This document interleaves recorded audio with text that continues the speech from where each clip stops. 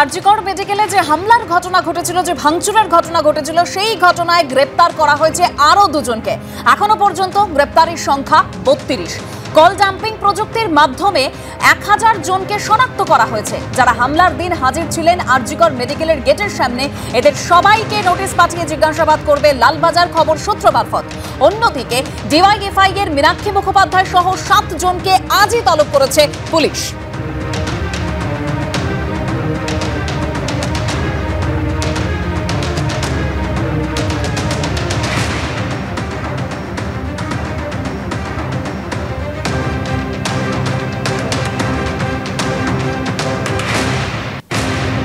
CBI এর কাছে সিপির গ্রেপ্তারি চান তৃণমূল সাংসদ সুখেন্দু শেখর রায়। গতকাল মধ্যরাতে তিনি এই পোস্ট করেছিলেন। তিনি বলেছিলেন যে আরজিকর কাণ্ডে প্রাক্তন অধ্যক্ষের সঙ্গে কলকাতার পুলিশ কমিশনারেরও গ্রেপ্তারি করা হোক, সিপি প্রাক্তন অধ্যক্ষকে হেফাজতে নিয়ে জেরা করুক সিবিআই। আর সুখেন্দু শেখর রায়ের এই পোস্টের তীব্র আপত্তি জানিয়ে পাল্টা পোস্ট করেছেন কুণাল ঘোষ। তিনি বলছেন, আমিও আরজিকর কাণ্ডের বিচার চাই, কিন্তু সিপিকে গ্রেপ্তারের দাবির তীব্র বিরোধিতা করছি।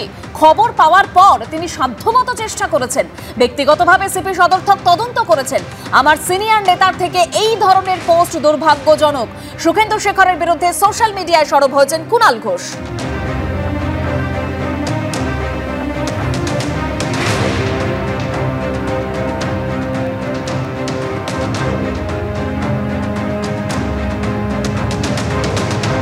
আর এই আরজিকর কাণ্ড নিয়ে তোলপাড়ের মধ্যেই হুঁশিয়ারি দিলেন এবার উত্তরবঙ্গ উন্নয়ন মন্ত্রী।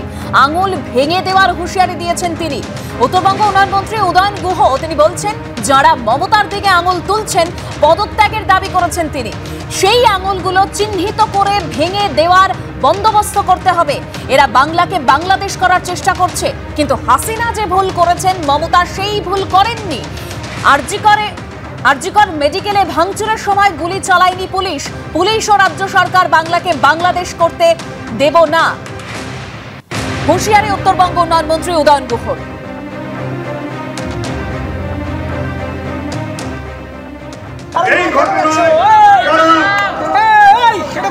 মমতা বন্দ্যোপাধ্যায়ের দিকে আঙুল তুলছেন, নোংরা ভাষায় সোশ্যাল মিডিয়ায় মমতা বন্দ্যোপাধ্যায়কে গালাগালি করছেন। যারা আঙুল তুলে মমতা বন্দ্যোপাধ্যায়ের পদত্যাগ চাইছে, সেই আঙুলগুলোকে চিহ্নিত করে সেই আঙুলগুলোকেও ভেঙে দেওয়ার বন্দোবস্ত করতে হবে। নাহলে পরে এরা বাংলাকে একটা নতুন করে বাংলাদেশ করবার চেষ্টা করবে, কিন্তু ওরা জানে না হাসিনা যে ভুল করেছে মমতা বন্দ্যোপাধ্যায় সেই ভুল করবে না, করেনি। তাই আরজি করে ওইভাবে ভাঙচুর করার পরেও পুলিশ কিন্তু গুলি চালায়নি। পুলিশ এখানে বাংলাদেশ করতে দেবে না, সরকার এখানে বাংলাদেশ করতে দেবে না। উদয়ন বাবু যে ওনার চোখ আছে, উনি যে এখনো দেখতে পাচ্ছেন, সেটা প্রমাণ দেওয়ার জন্যই তিনি এই মন্তব্য করেছেন। কারণ পশ্চিমবঙ্গের মানুষ তো এটা বুঝতে পারছিলেন না যে আরজিকরের নির্যাতিতার উপরে এই ভয়ঙ্কর শারীরিক অত্যাচার এবং হত্যা হওয়ার পরেও তৃণমূল কংগ্রেসের নেতাদের আসলে চোখ আছে কিনা। যাই হোক, ধন্যবাদ উদয়ন বাবুকে, ওনার চোখ আছে সেটা উনি প্রমাণ দিয়েছেন। আর উনি মনে হয় উৎসাহিত হয়েছেন যেভাবে, যে নৃশংসতায় কর্তব্যরত ডাক্তারি ছাত্রীটিকে মারা হয়েছে, তার থেকে উৎসাহিত হয়ে এই প্রলাপ বকছেন। উদয়ন বাবুদের এই বড় বড় কথা আর কিছুদিনের মধ্যেই চিরতরে বন্ধ হয়ে যাবে, এবং সেই বন্ধ করার কাজ পশ্চিমবঙ্গের মানুষই করবে। একদিকে আরজিকর নিয়ে বিরোধীদের নিশানা করছেন উদয়ন গুহ, আঙুল ভেঙে দেওয়ার হুঁশিয়ারি দিচ্ছেন। অন্যদিকে এই একই ইস্যুতে বিরোধীদের নিশানা করেছেন তৃণমূল সাংসদ কল্যাণ বন্দ্যোপাধ্যায়। কি বলেছেন তিনি, শোনাবো। বাংলাদেশে কয়েকজন একটু গান করে স্প্যানিশ গিটার বাজিয়ে দিয়ে বলে হঠাৎ করে আপনাদের মতো সুরসুরি লেগে গেল নাকি? হ্যাঁ, বলেন গান করে স্প্যানিশ গিটার বাজিয়ে পশ্চিমবাংলা থেকে মমতা ব্যানার্জিকে উৎখাত করে দেবো। যারা যারা বলেছেন